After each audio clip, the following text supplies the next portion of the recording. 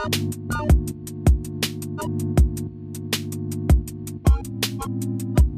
on the Moon 3 is the 7th solo studio album from rapper, singer, songwriter and producer Kid Cudi. This is the sequel and seemingly final installment to the Man on the Moon album series, and the preceding two that dropped well over a decade ago now are widely regarded as the two most beloved albums in Kid Cudi's discography. Between the release of the second installment back in 2010 and the release of this new album, his discography has been a mixed bag to say the least. Indicud and Satellite Flight really failed to reach those heights that the first two albums set, whilst Speeding Bullet to Heaven was a catastrophe. With the release of Passion, Pain and Demon Slaying in 2016, it was perceived as somewhat of a return to form, but it was with his collaboration with Kanye in 2018 where he'd really hit a new creative peak. Kids See Ghosts was a project where both Kanye and Cudi were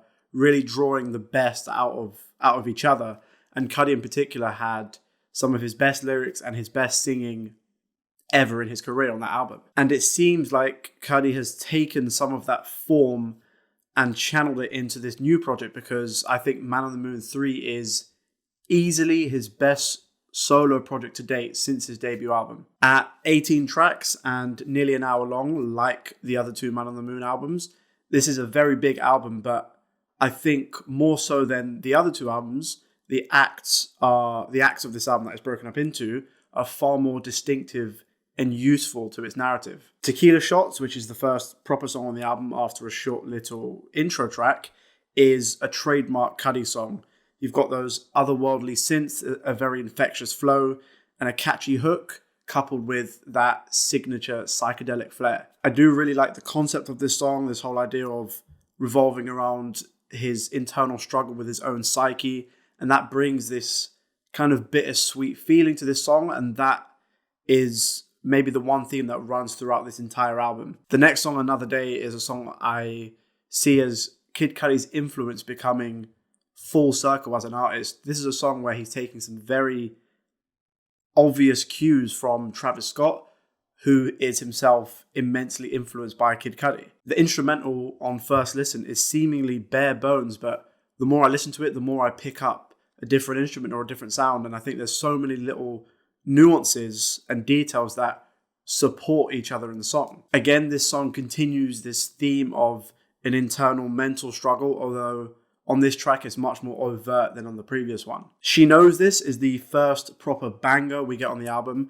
and that's helped in part to Australian production duo FNZ, who is one of Denzel Curry's closest collaborators. This song also continues this running party theme or motif that has been running through the first couple of songs, although on She Knows This is presented much louder and much more hedonistic. The beat kind of switches up, not entirely halfway through the song, and I think that was a very smart move on Cudi's part or his producer's part, because I think by the time it gets to that section of the song, it could have outstayed his welcome, but he brings in an entirely new flow and just injects a bit more energy into the song. Now, unfortunately, the second of the 4 acts of this album is significantly weaker than the first act, and I think it is the weakest collection of songs on this album as well. Dive seems to me like a song that really could have used with some fleshing out, and the hook does leave a lot to be desired, but the song is one of the shorter ones on here, so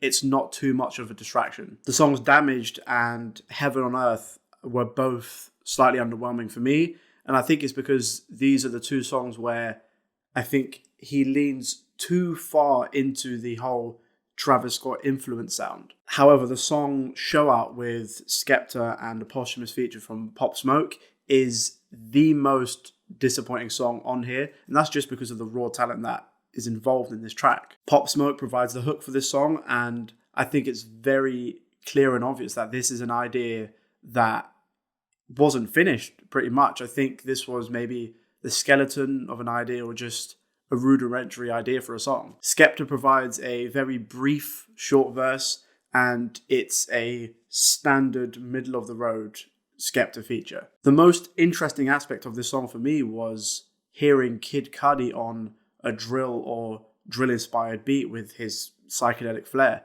And I think this song would have worked best without the features. The start of the third act is where the album really starts to pick up some steam again, and I think it's where some of the strongest tunes on the entire project lie. Sad People is another trademark Cudi song. It's like he's cradling you as you float into space.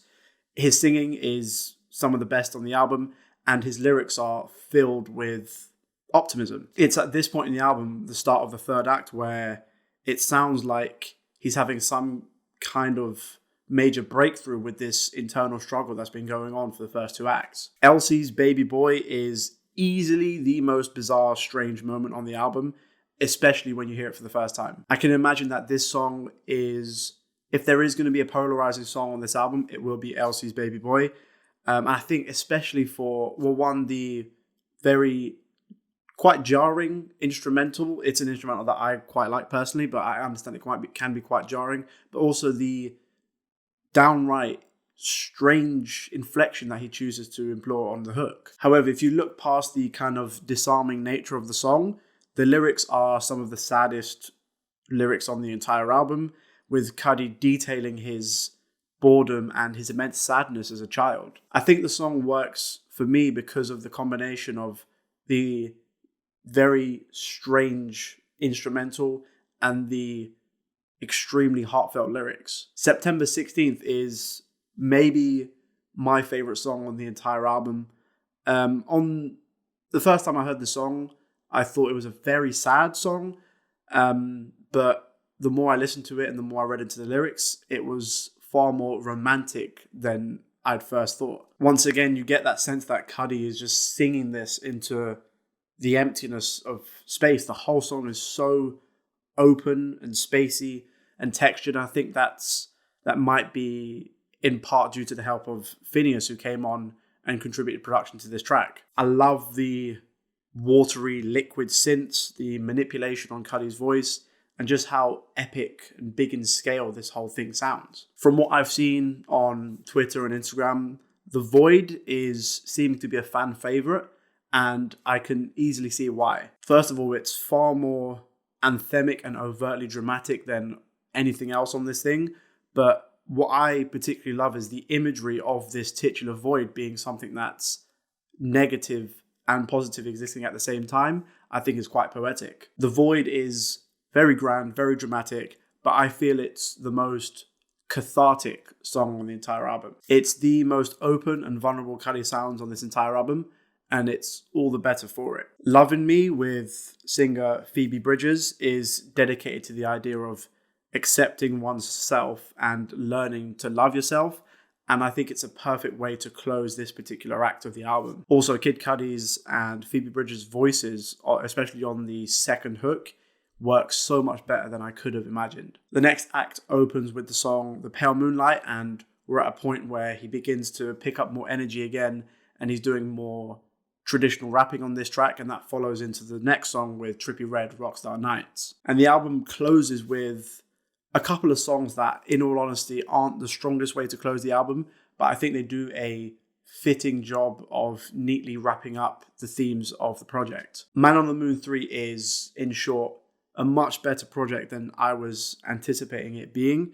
It seems Cudi is at a point where he is very content and open with dealing with his issues, and it makes for some of the most compelling music of his career. Those are my thoughts on the album. Let me know in the comments down below what you guys think. Make sure to like, subscribe, and dong the bell, and I shall see you next time.